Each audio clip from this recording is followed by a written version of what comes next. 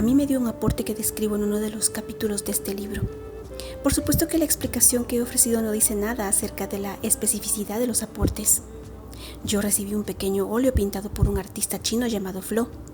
Memo, un hijo de Pachita, una medalla de oro con los símbolos de las 12 tribus de Israel. Armando, algo diferente. ¿De dónde provenían esas formas materializadas y cómo surgían tan perfectas e impecables?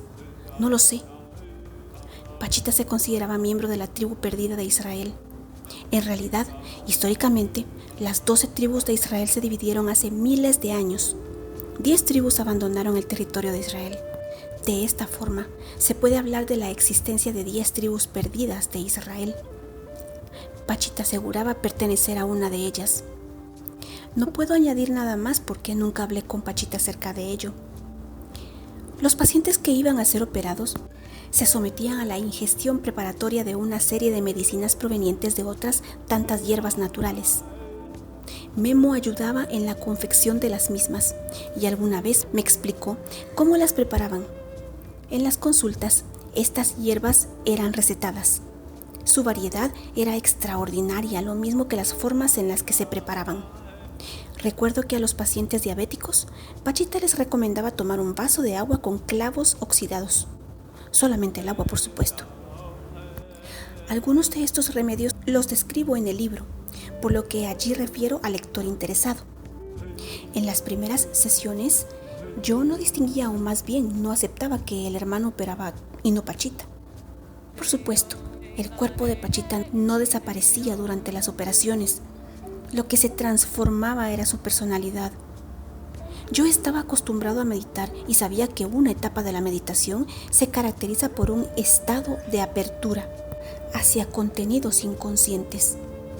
Cuando se llega allí, se reciben mensajes y se vislumbra la existencia de un estado de conocimiento puro y alejado de convencionalismos. Todo ello se experimenta y se vive como algo maravilloso, pero se siente que pertenece al uno mismo, que el yo no desaparece y otra entidad ocupa el cuerpo. No, eso no se experimenta, más bien la sensación es la de estar en contacto con otro nivel de uno mismo. Para Pachita y para Armando, una transformación similar indicaba la entrada de otra entidad, el abandono del cuerpo por el uno mismo y la ocupación del mismo cuerpo por otro ser. Yo no podía creer eso y me resistí a aceptar la transformación que veía en la personalidad de Pachita como señal de la desaparición de Pachita y la aparición del hermano Cuauhtémoc. Más bien, suponía que Pachita se introducía a un nivel de sí misma extraordinariamente poderoso y diferente al de su yo normal. Pero era ella misma, transformada, y no otro ser ocupando su cuerpo. Al terminar la primera sesión de operaciones, acompañé a una de las ayudantes de Pachita a su casa. Platicamos durante el trayecto. Mi hija no podía respirar, escupía sangre y no había nada que hacer. La llevé con el hermano, le sacó los pulmones, materializó unos pulmones nuevos y se los injertó. Solo se me ocurrió preguntarle si había podido respirar entre la extracción y el injerto. ¿Pudo respirar? La mujer se rió y me dijo que había sido unos pocos segundos de intervalo entre una y otra maniobra. Recuerdo que yo estuve a punto de decirle que no era el hermano el que había hecho aquello, sino la misma Pachita, en otro nivel de conciencia, pero me contuve. ¿Quién era yo después de todo para afirmar algo así? Jamás en ninguna meditación había yo llegado a un nivel en el que pudiera trasplantar unos pulmones. ¿Cómo podía yo saber si en verdad Cuauhtémoc existía y era capaz realmente de ocupar el cuerpo de Pachita? A partir de ese momento decidí no juzgar y simplemente aceptar lo que veía y oía. Pero no era fácil. Pensaba que la unidad existía y que la individualidad debía desaparecer para lograr la unidad, y he aquí que si Cuauhtémoc era una entidad individualizada, entonces la individualidad no desaparecía.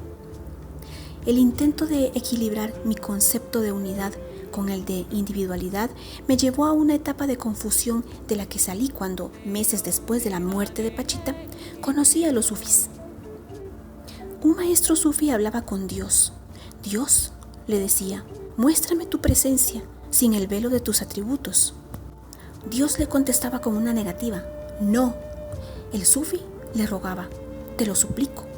Dios le decía, no, porque no podrás resistir la soledad de mi divina unidad. El sufí emocionado replicaba, pero si eso es precisamente lo que deseo, llegar a la unidad.